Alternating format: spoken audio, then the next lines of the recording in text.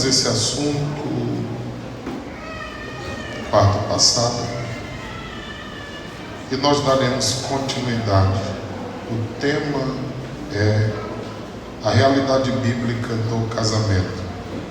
Nosso irmão estará colocando aí no telão, os irmãos poderão acompanhar, caso tenha esquecido a cópia que foi repassada. A começar por Marcos capítulo 10, versículo 9 apenas. Diz-nos a Bíblia: portanto, o que Deus ajuntou, não o separe o homem.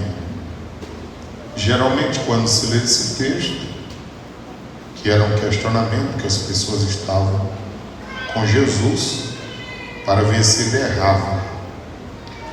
E ele disse no versículo 9 aqui que o que Deus ajuntou, não o separe o homem. Todos sabem que esse texto não tem a ver com o juiz, mas sim com o casal. É verdade que há algumas alianças que não são aprovadas por Deus, mas como as pessoas têm a liberdade de escolherem, se escolher errado, depois terá que assumir ou arcar com as consequências. Isso é muito claro na Bíblia.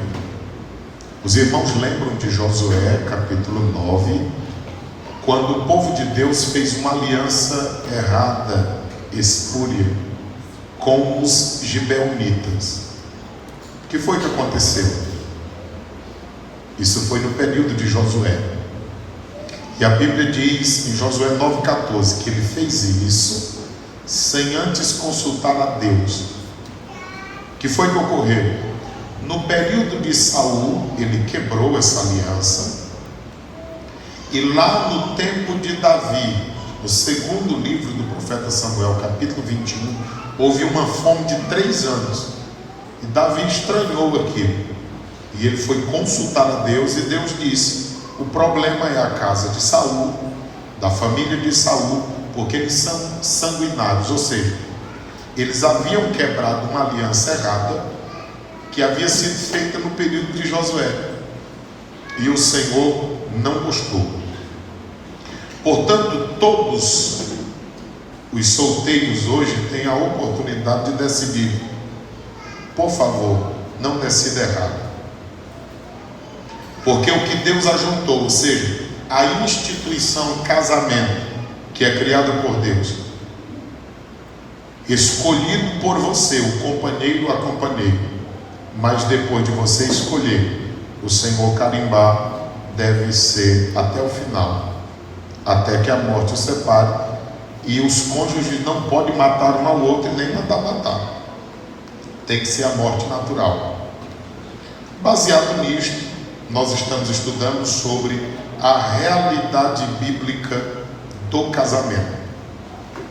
E nós queremos só relembrar que nós já falamos sobre o que é o casamento, a definição do casamento, falamos sobre Deus e o casamento, e também sobre a bênção de Deus para aqueles que se casam. Segundo ponto, nós dissemos que o tratamento entre o casal é uma aliança diante do altar, e o trato com a esposa, veja só, o homem tem que tratar a esposa com amor, letra A. A letra B, o homem tem que honrar a esposa, e a letra C, ele tem que protegê-la. Olha o tamanho da nossa responsabilidade. Paulo foi mais além e disse assim, que da mesma forma que Cristo amou a igreja, ou seja, um amor sacrificial, assim deve ser o amor do marido para com a esposa.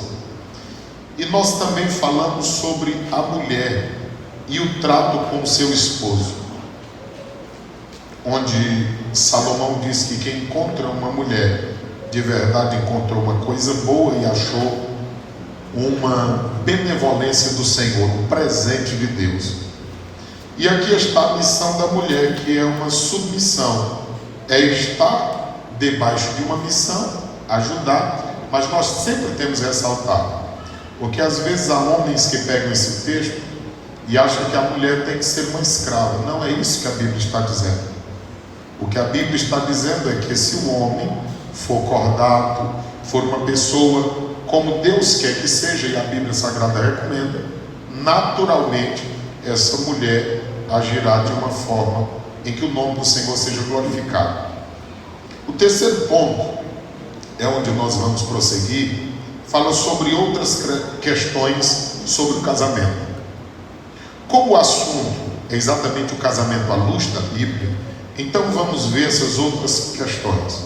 Em primeiro lugar, a morte encerra o casamento. Então a única forma do casamento ser encerrado é com a morte. Veja só, o casamento é uma aliança com Deus, primeiramente, que só termina quando um dos cônjuges falece.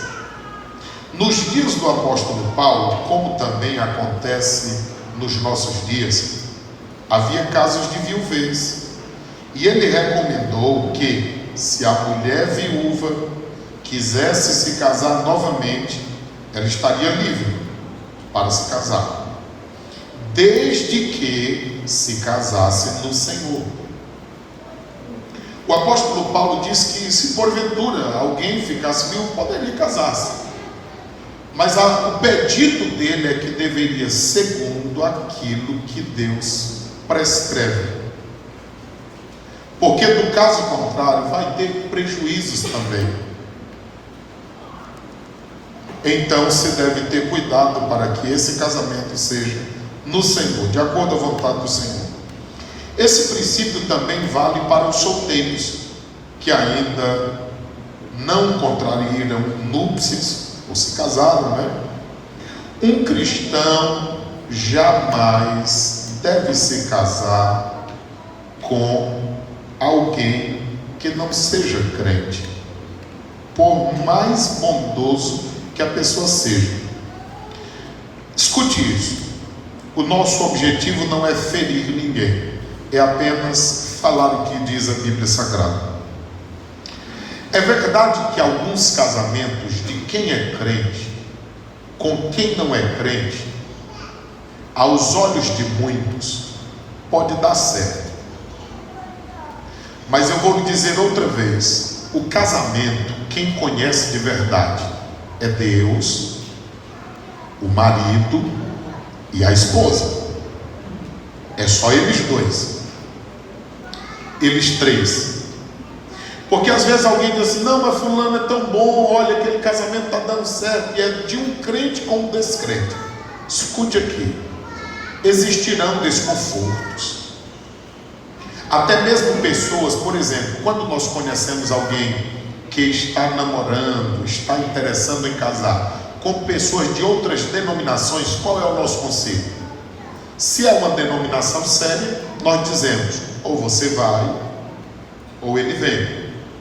Se é uma seita, se é uma heresia, são grupos contrários à Bíblia Sagrada, a gente já esclarece, olha, isso é contrário à Bíblia Sagrada.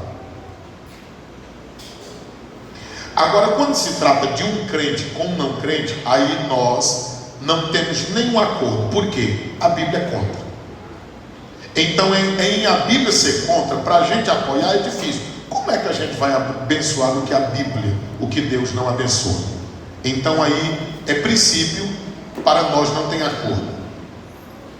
Mas nós ainda continuamos orando, pedindo a Deus que abençoe. Agora deixa eu dizer uma coisa. Se de repente um jovem aqui, crente, casa com uma pessoa lá fora que não é crente, aí ele vem para a igreja, ela quer ir para a festa junina. Ele vem para a igreja, ela quer ir para o carnaval. Ele vem para a igreja, ela quer... Você está entendendo? Tem condição de um negócio desse ir muito longe? De repente é uma jovem que está aqui, casa com alguém que está lá fora. Aí vamos supor que a pessoa tenha alguma diversão, não vou dizer nem vício, alguma diversão. E na diversão gosta de beber, ou gosta de jogar, ou gosta de alguma coisa. Aí já pensou o desconforto que será para uma jovem crente casada, e está acompanhando o esposo. Não, ele quer jogar, ele quer ir para cavalgada. Não, ele quer ir se reunir com a família e lá vai ter uma bebida. Você acha que será confortável para ela? Passando-se os dias, nasce uma criança. Aí a criança diz: mamãe vai para a igreja, papai bebe. E aí, o que eu vou fazer? Eu vou para a igreja ou vou beber igual papai? São essas coisas que são difíceis para se assimilar. Aí imagina só, a pessoa que não bebe, seja o homem ou seja a mulher, aí de repente deitar-se com alguém que bebe, porque a bebida sai até no suor. E se fuma, aí vai um passo mais além. Por que Paulo coloca todos os vícios na questão em que nós às vezes assemelhamos só com o alimento? Paulo fala da glutonaria como uma obra da carne. Aí nós vemos apenas como uma questão de alimentação exagerada. Mas quando Paulo fala de glutonaria nas obras da carne, ele estava falando de toda espécie de prática que gere prazer à carne. Então, naqueles dias, quando Paulo coloca-se contra e diz que a glutonaria também é um pecado, ele estava colocando como qualquer coisa que dava vazão à carne. Nos dias de Paulo é dito historicamente que ali na Grécia, Roma, se consumia mais bebida alcoólica do que o leite. Foi um dos motivos que Paulo só encontrou o horário da tarde na escola de um certo tirano para pregar o evangelho lá em Éfeso. Por quê? Porque as pessoas passavam a noite virando bicho e o dia dormindo para se recompor, para virar bicho de noite novamente. Por esse motivo ele encontrou o horário vago. Que hora? Era na parte da tarde. E ele aproveitou para reunir o povo e pregar o evangelho, de forma que ele impactou a grande Éfeso, e o nome do Senhor foi glorificado ali. Sabendo disso, Paulo diz que é contra. Aí, historicamente, nós vemos que naqueles dias haviam competições. Nós falamos aqui segunda sobre algumas competições que Paulo cita em 1 Coríntios 9, 24 até o 26. Falando daquelas competições, havia um grupo chamado de Comos, C-O-M-O-S, onde eles se reuniam para jogar. Pós-jogo, tinha as comemorações, onde eles cultuavam Deus Baco, Deus das bebidas alcoólicas ou Deus do vinho. Mas eles não paravam só na bebida. Depois tinham o bacanal, tinham os swings, tinha as relações múltiplas, tinha a bagaceira que todo mundo conhece historicamente. Então Paulo se levanta naquele tempo e diz: olha, não tem condição, porque é tudo obra da carne. E ele lista lá em Gálatas capítulo de número 5. Baseado nisto, nós como igreja, segundo a palavra de Deus, falamos. E Paulo aplica um princípio aqui, porque quando Paulo usa 2 Coríntios, capítulo de número 6, versículo de número 14, que a luz não tem comunhão com as trevas, nem as trevas têm comunhão com a luz, que o puro não tem como se misturar com o impuro, e vice-versa. Ele está aplicando um princípio que tinha lá no Antigo Testamento, Deuteronômio 22, 10. Quem foi que disse? Moisés. Ele disse: olha, não tem condição de o jumento arar com o boi. O boi tinha mais força, era maior. O jumento era menor, menos força. Aí já pensou colocar uma canga? Quem colocaria mais força? Claro que era o boi. Quem sofreria mais? Claro que era o jumento. Então Paulo pega esse princípio, aplica no Novo Testamento como luz e trevas, e aí diz: olha, não tem condição. Aí quando a gente pega o que disse Moisés e o que está dizendo Paulo, aquele que serve a Deus sempre vai ter que empregar mais força. Além de orar para permanecer crente, orar pelos filhos para permanecer crente, ainda vai ter que orar: Deus, salva o meu marido, ou então, salva a minha esposa. Mas uma vez que as pessoas estão no mundo e um do casal vem, aí é uma outra história. A gente não manda separar, não aconselha isso. Pelo contrário, a igreja ora para que aquele que ficou lá também seja ganho por Cristo. Agora, quando estão aqui, o nosso conselho é que não faça esse tipo de aliança, porque é segundo a Bíblia. Não falamos para ferir, mas para orientar.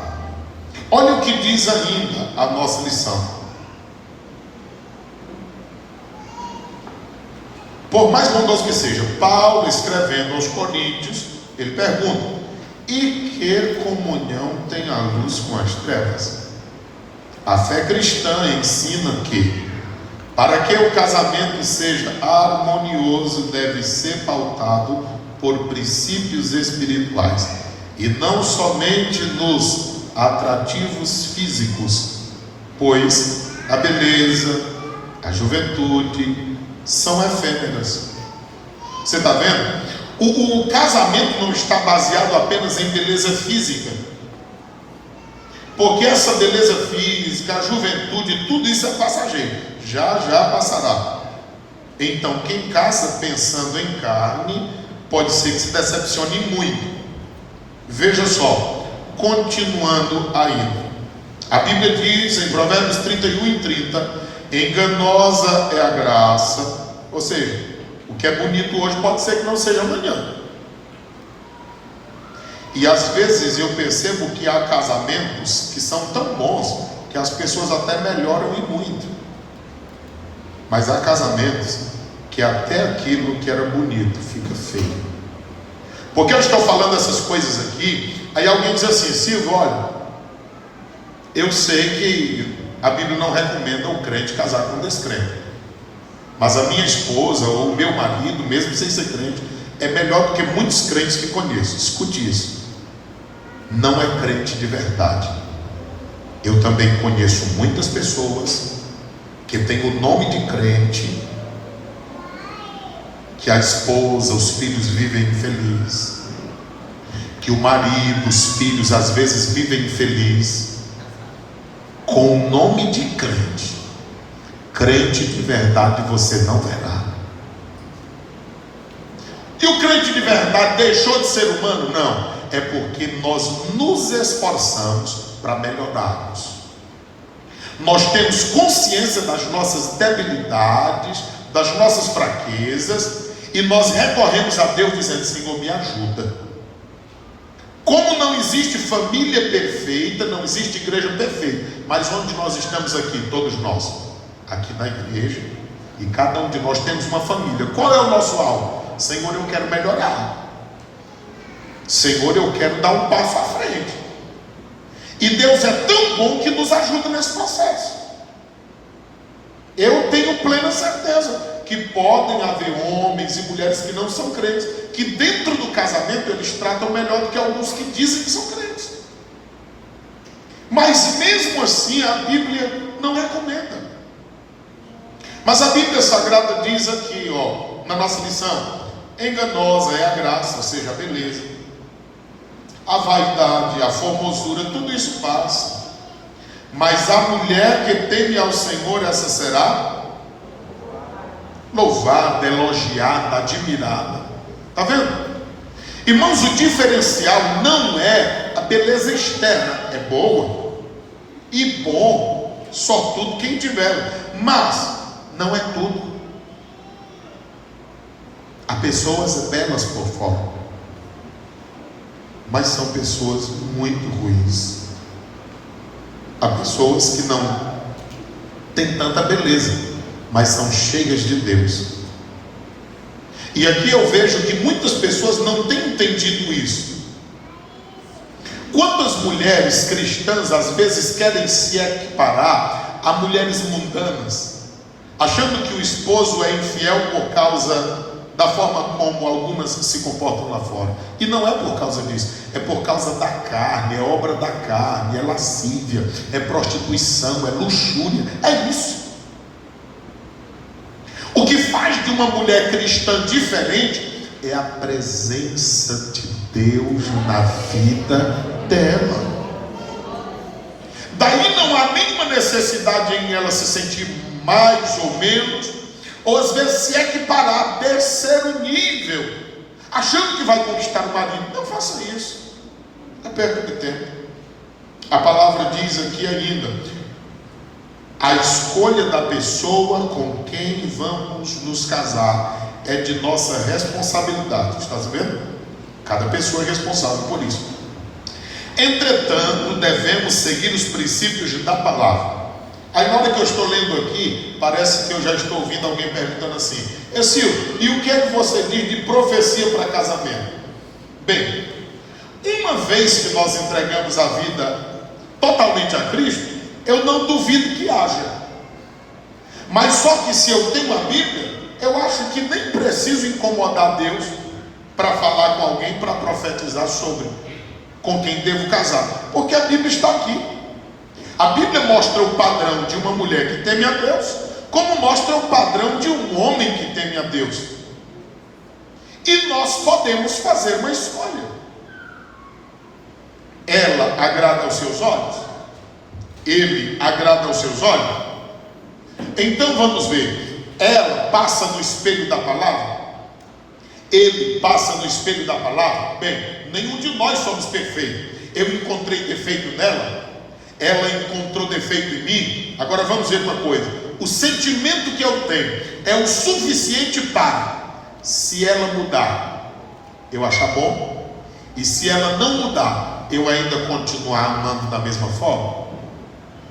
Da mesma forma ela pensa com relação a ele. Então prossigam, porque você não encontrará ninguém perfeito. Agora, se você fechou os olhos e não viu nem o defeito, não, a pessoa é perfeita, aí já está errando, porque quando casar vai ver defeito.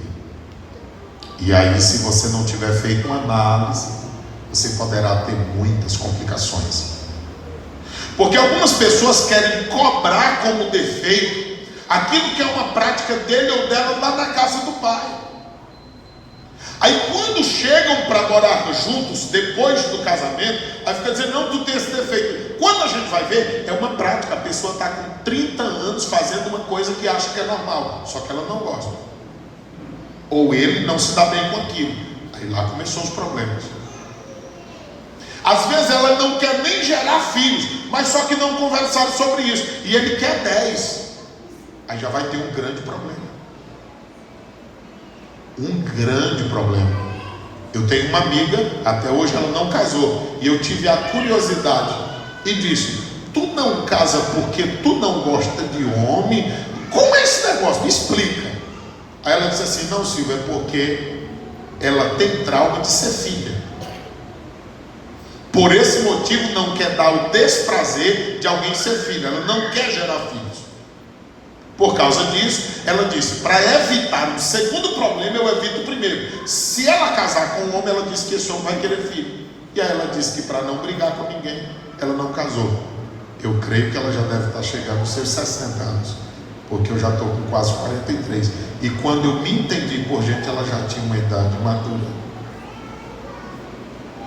Você entende isso? Mas quantas, ao contrário, também eu conheci. Eu conheci pessoas que tinham isso no coração, mas só que casaram, até dizendo que queria filhos, mas só que quando casou disse: olha, foi só mesmo para te enganar, eu não quero. Aí lá começa a complicação, e chega até o divórcio, porque coisa simples, mas não foi conversado antes. Isso gera muitos problemas. Então, quanto à profecia, pode ser que exista, mas se nós temos a Bíblia, vamos ficar com a Bíblia, que é mais seguro. Tá certo? Segundo lugar, alguém pergunta assim: e a escolha de terceiros? Irmãos, deixa eu lhe dizer uma coisa. Todas as pessoas aqui que já conversaram comigo sabem qual é o nosso posicionamento. Geralmente, quando são dos nossos aqui que eu conheço, eu digo: ó, o fulano é assim, dessa forma, desse jeito. Quando casar, pelo que eu vejo, vai ser assim, dessa forma e dessa. A escolha é sua, eu estou casado. Aí ela chega para mim, eu digo a mesma coisa: é o fulano? Ah, pois o fulano é assim, desse jeito, a família dele é assim, dessa forma. A probabilidade dele ser desse jeito aqui é só de 100%. Quer casar? Casa, pronto. Eu lembro-me de uma só vez que Deus me falou acerca de uma situação, e eu disse para ela: olha, eu não vejo que Deus está nesse negócio, Aí quem vai casar é você. Agora eu não vejo Deus nesse negócio, porque Deus havia me informado. Passado meses ela insistindo, não deu certo. E eu estava num culto como esse, e orando, e a pessoa chegou e falou no meu ouvido assim: feiticeiro, realmente acabou, não deu certo.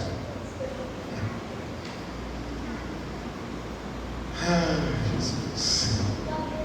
Aquele moço estava na igreja, ele é filho de pastor, até hoje nunca foi crente, nunca casou, é um prostituto de carteirinha, mas ele vive dentro da igreja. Aquela jovem casou com um servo de Deus que nunca teve plano de ser nada a não ser crente, mas tornou-se um empresário crente.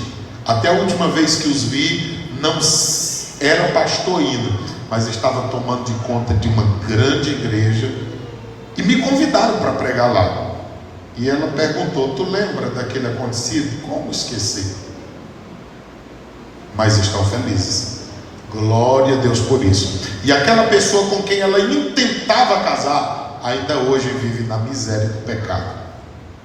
Fora essa situação, eu não tenho lembrança de uma outra, a não ser de uma pessoa não crente aqui da cidade, que me procurou há poucos dias dizendo: olha, eu tenho um plano com fulano, o que tu diz? Eu digo: tem 100% de estar errado. E a pessoa diz: mas eu quero. Diz: pois é, aí o problema, você quer, mas não dá certo. Mas, o que eu vou dizer? E há poucos dias eu encontrei a pessoa, eu disse: e aí? Ela disse: faz tempo que acabou. Então, eu não lembro de uma só vez que nós tenhamos errado. Claro, não é nós, né? É a palavra, é o Espírito Santo de Deus. Mas sempre nós orientamos assim. Então vamos lá, o divórcio. O divórcio é o fim da união conjugal pela lei dos homens.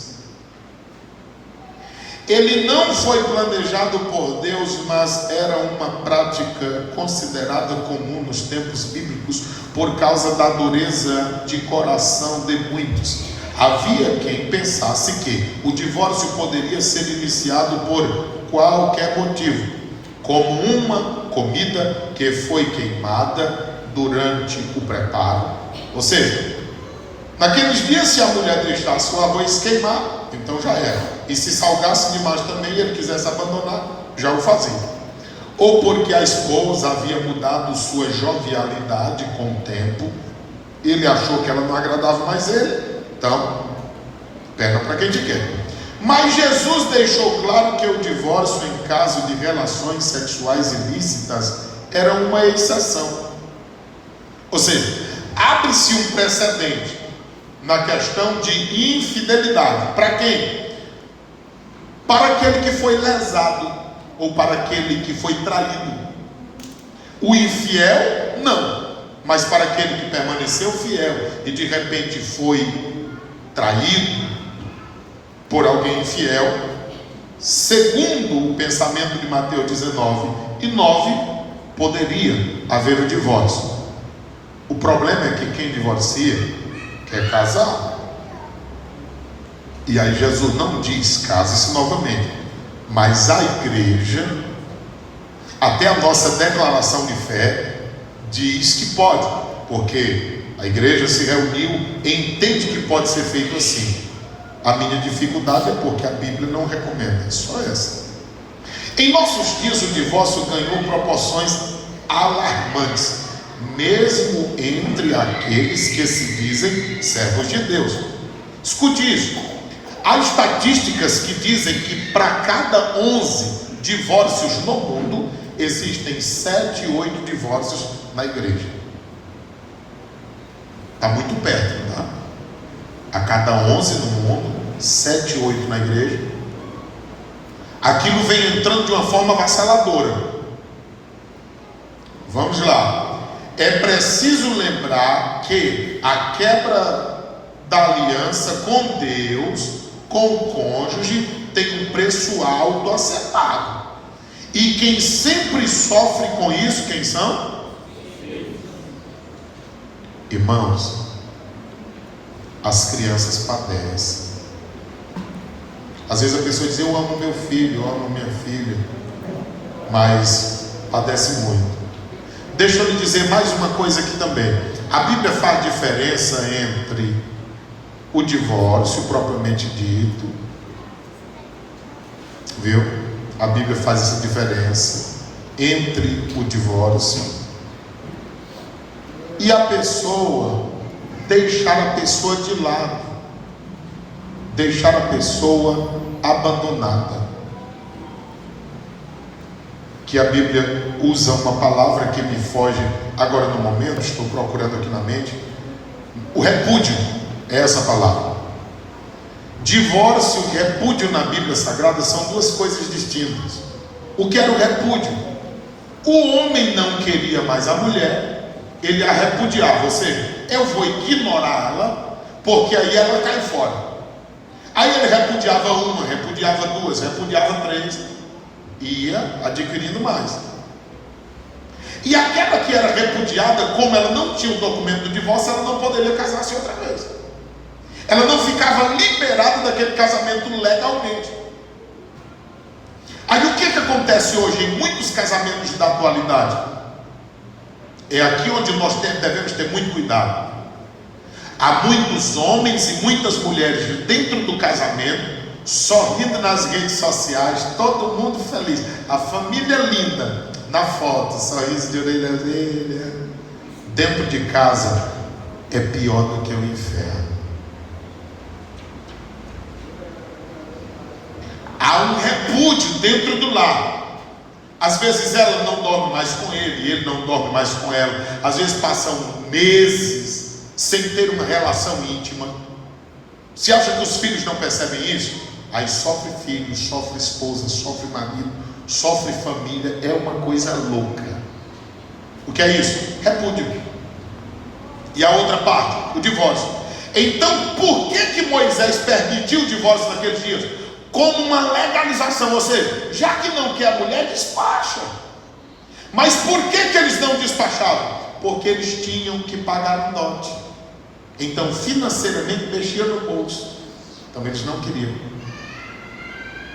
Aí ficava com a mulher desprezada, mesmo dizendo que era dele ou tendo o nome dele, mas não prosseguia. Tá certo? Então tenha muito cuidado quanto a isso. As redes sociais nem sempre são verdadeiras, tá bom? Porque tem gente que se engana com isso. A gente precisa ter um olho clínico, ajuda do Espírito Santo de Deus, para quando olhar ver essas coisas. E é tão triste quando a gente vê isso, de casamentos infelizes dentro do lar. Mas aqui na igreja, nas redes sociais, está todo mundo feliz. Mas se você pudesse virar uma muriçoca e entrar no carro, porque a briga começa bem aí. Na hora que entra no carro, fecha o vidro, liga o ar, aí começa o negócio. É inferno. Que Deus tenha misericórdia e que Deus livre os nossos filhos de decisões erradas. Vamos para frente. Aí vem morar junto. Uma prática que cada dia parece que está sendo normatizada, porém biblicamente errada. Escute isso, morar juntos, vamos lá. Lamentavelmente, o casamento vem sendo considerado dispensável por muitos, quem? Tanto jovens e adultos como que vivem nosso tempo. Não precisa esse negócio de casar não. Até na igreja, a gente chega para um menino com 12 anos, 13, namorando. Menino, tu vai casar? Ele diz: não, pastor, não negócio de casar agora não. Vou estudar, vou trabalhar. E para que tu quer namorando, moço, com 12 anos, 13? Não é idade para isso. O que vai reinar? Carne. Pega aqui, pega acolá, daqui a pouco transa. Ai não quero mais não.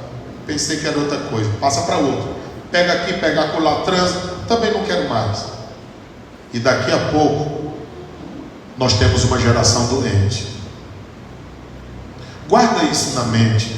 Deus preparou um homem para uma mulher no tempo certo, da forma certa, segundo a Bíblia. As mulheres são mais sentimentais, são mais emotivas, elas se entregam por achar que amam de verdade. Só que a virgindade é tão preciosa. Eu já tive a aconselhar mulheres casadas com quem ama há 5 anos, vivendo bem e quase que deprimida porque perdeu a virgindade. A mulher não é do mesmo jeito do homem.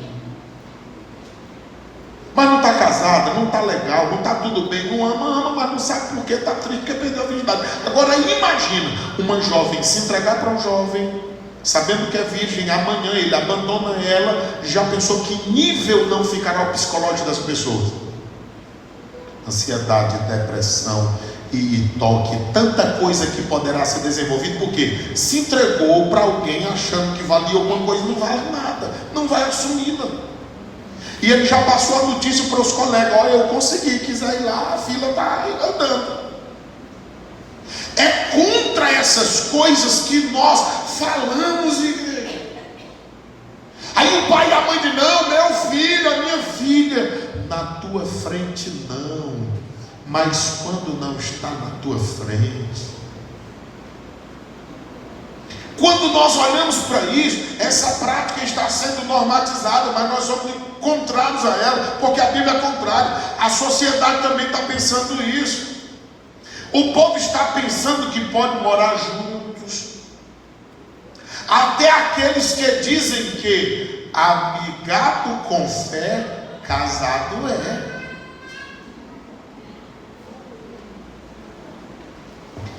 E que o casamento é somente um papel onde as pessoas assinam, pois o papel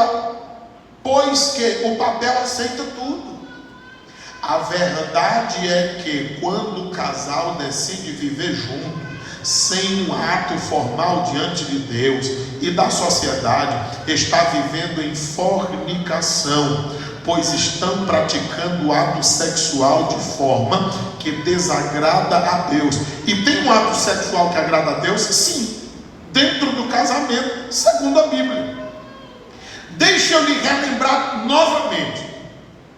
Se você é solteiro ou solteira e mantém relação sexual antes de casar, desagrada a Deus. Se você é casado ou casada e mantém relação sexual fora do casamento, também desagrada a Deus. Mas se você é casado ou casada e está deixando de praticar relação sexual, você está desagradando a Deus do mesmo jeito. Porque aquilo que não é legal fora do casamento e nem antes do casamento, agora dentro do casamento está legalizado, tem que praticar. E às vezes as pessoas deixam as lutas do dia a dia, as lutas diárias, domésticas ou externas à casa, atrapalhar a relação íntima do casal. E aí isso gera uma série de problemas. Porque a relação íntima do casal o aproxima um do outro, multiplica o amor, dá mais intimidade de conhecimento. Eles ficam mais conectados um ao outro e um com o outro. E quando isso é rompido, 15 dias, 20, 30, aí vai aumentando. Aí tem que ser muito macho, meu amigo, para suportar um negócio daquele. Então todas essas coisas têm que ser analisadas. Aí, Silvia, eu queria casar porque eu achava que todo dia namorava, de manhã, de tarde, de noite. As coisas não são assim. Porque alguém acha que o único problema da vida cristã é sexo. Então, se casar está resolvido. Pode ser que multiplique o trabalho, pode ser que aumente. Então tenha muito cuidado quanto a isso, tá certo? Então veja só, essa questão de morar juntos, por que nós somos contra? Olha, por causa disto nós não batizamos em águas, porque biblicamente está em fornicação. Segundo lugar, as pessoas que moram juntos na igreja, não é correto assumirem cargos, porque todo crente, quando ele toma a decisão, eu quero trabalhar para meu Senhor. Se você der essa oportunidade e ele não considerar o casamento, aí ele vai dizer assim: não preciso nem casar, porque eu estou fazendo já o que eu queria fazer. Eu já trabalhei em igreja onde a pessoa entrava lá e dizia: ó, vai ter o batismo, eu quero casar. Cadê o certidão de casamento? Não tem. Quando a pessoa saía do aconselhamento, o pastor da outra igreja estava assim na porta: ei, vem aqui, o que é? Eles não batizam porque não é casado, né? Eu batizo. Aí as pessoas voltaram e diziam assim: e aí, pastor, quem é que está certo? Eu disse: quem está com a Bíblia. E a Bíblia permite. Uma coisa é ele querer adeptos para segui-lo, a outra coisa é a Bíblia. E em falar nisso, obreiros, pregadores, conduzam a Bíblia. Nada contra o celular, o tablet, quem tiver. Você pode colocar o sermão, você pode colocar a Bíblia nele, mas uma coisa é a Bíblia. A outra coisa é qualquer uma tecnologia que contenha a Bíblia, mas não é a palavra de Deus. Porque começaram com umas Bíblias grandes, depois umas médias, agora tem umas pequenas e tem umas compactas, bem pequenininhas. E agora já tem gente que nem conduz mais a Bíblia. Não, mas eu trouxe o meu celular. Isso é um caminho para daqui a pouco essas crianças e jovens dizer assim: a Bíblia é qualquer coisa, porque no mesmo celular que coloca os jogos, também coloca ela. E não é a mesma coisa. A Bíblia é a palavra de Deus, e ela não contém, ela é palavra de Deus. Então conduza esse livro. Vai mudar alguma coisa, vai evitar alguma coisa? Eu estou lhe precavendo do que poderá acontecer amanhã. Assim como os jovens chegam e dizem: pastor, eu fui numa igreja, aí lá o corte de cabelo é assim. Eu tenho falado tanto sobre isso aqui, mas não tem jeito. Pastor, eu fui numa igreja, eles fazem 2 riscos assim na sobrancelha. Pastor, eu fui na igreja, lá usa até brinco. Tem igreja que aceita, e tem até um culto que eles não chamam de culto, chamam de treta. Jogo de luz apagada, um tatuador no meio da reunião e todo mundo no pancadão dançando em volta.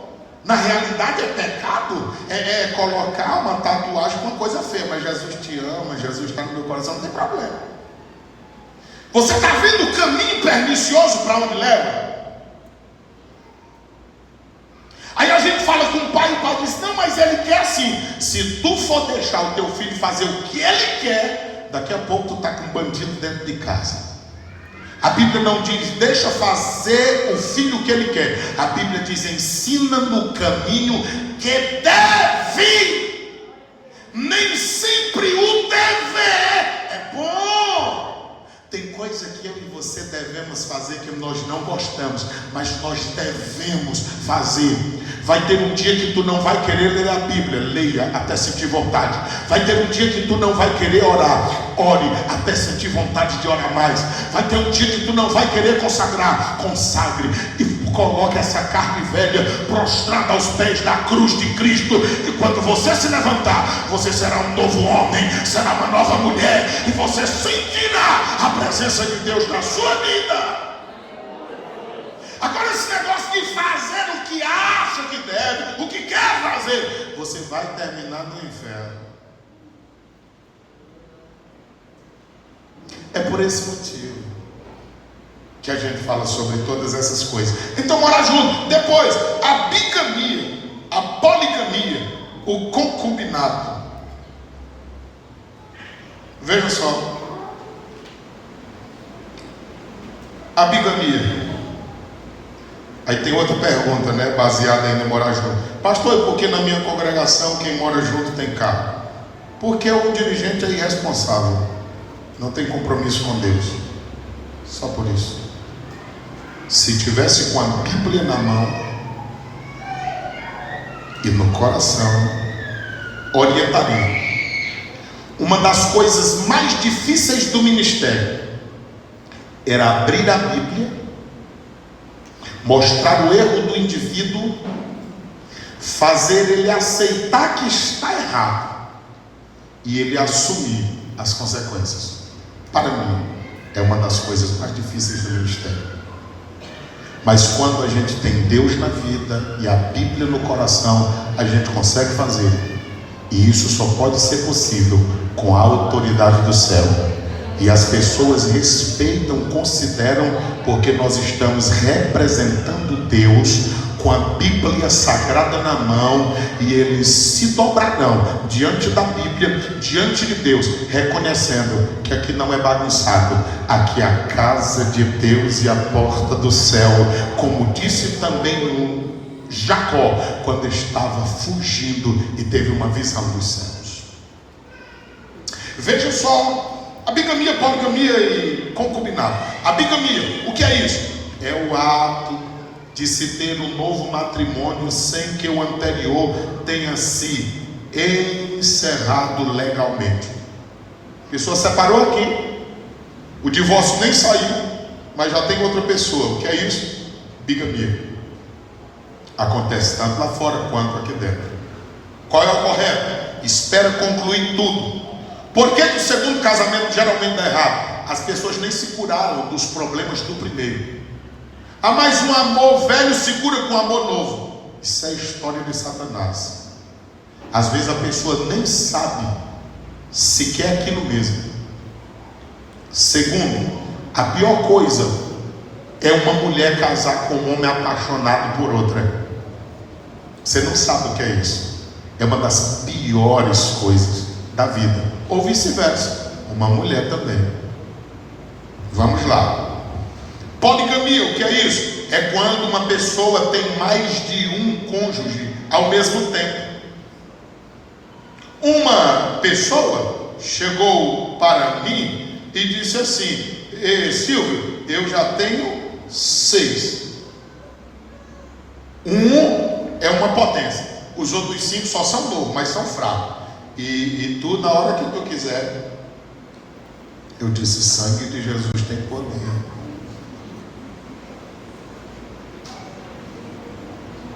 Irmãos, há espíritos malignos que influenciam pessoas, e nós temos que ter cuidado quanto a isso. Nunca pense que você é belo ou você é bela.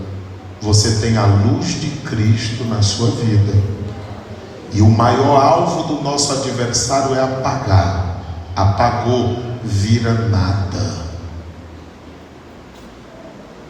O que o inimigo quer é apagar o brilho de Cristo que há em nós. Não se empolgue com isso.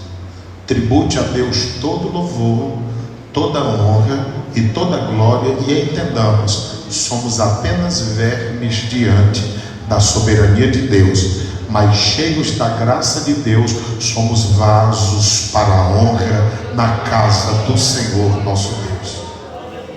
O texto sagrado diz, a nossa lição aqui diz ainda assim, há países onde é permitido o que? A poligamia. Entretanto, tal permissão não reflete a vontade de Deus. E o que é que eu vou fazer se eu morar num país que isso seja permitido? Isso daqui uns dias vai ser permitido também no Brasil, porque são ovacionadas as pessoas que têm muitos. Lembram de uma pessoa famosa que convivia com 9 mulheres? As pessoas toda hora passavam isso na televisão, em programas de reality shows, e por aí vai. Morreu aquele moço e pronto. Mas toda hora estava passando. Mas como é isso? Como é isso? Ou seja, naturalizando o erro. Isso é questão de tempo. E o que vai fazer quando isso acontecer? Irmãos, toda lei que é contrária à Bíblia nós não vamos cumprir. A gente vai ficar com a Bíblia. Pronto. É só isso. Mas as lutas sempre haverão. Vamos prosseguir ainda. Entretanto, tal permissão não reflete a vontade de Deus. Note que nas Escrituras Sagradas no Antigo Testamento, os homens tiveram mais de uma esposa, não desfrutavam de uma vida sossegada, mas viveram em lares onde a disputa familiar era constante. Ou seja, biblicamente, quando houve isso, sempre teve problema. E o que é o concubinato? Vamos lá. Nos tempos bíblicos, se concretizava quando mulheres eram compradas, raptadas, ou mesmo quando se tornavam prisioneiras de guerra. Elas eram obrigadas a se tornarem esposas de um homem já casado.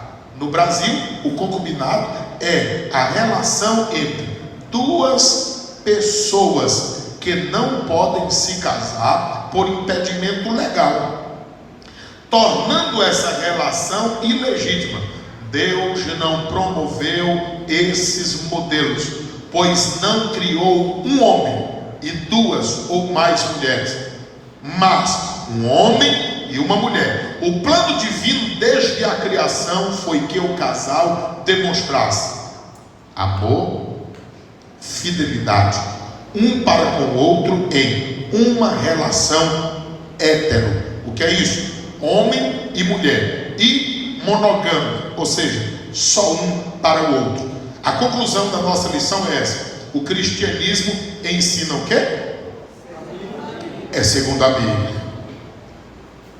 Ah, mas porque aqui, ali, além? Oh, meu irmão, meu amigo, é porque nós ensinamos segundo a Bíblia. Aqui a Bíblia Sagrada diz: o casamento é monogâmico, só pode ser entre um homem e uma mulher que estejam livres e desejarem se casar. Ambos têm diante de Deus e de si obrigações que farão com que essa união seja bem sucedida. Por que casamento de crente e crente não dá certo? Porque às vezes a pessoa não entende que tem obrigações. A pessoa quer viver casado como se fosse solteiro, e não é assim. Casamento é uma sociedade. Ela tem parte, ele também. Os dois têm que se considerar, se respeitar, têm deveres e têm obrigações, e têm direitos também. E se isso não forem respeitados, terá problema. Que farão com que essa união seja bem sucedida? Se entender essas coisas. E a escolha de com quem irão se casar deve se pautar também por princípios espirituais. Se você casar com alguém que não tenha o mesmo foco que você, espiritualmente falando, você terá muitas dificuldades. Que Deus tenha misericórdia de nós, que Deus ajude a cada um. Quantos entenderam esta palavra, digam amém. Amém. Vamos ficar em pé e orarmos ao Senhor, encerrando em nome do Senhor Jesus. Tem alguém nesta noite que deseja entregar a vida a Cristo?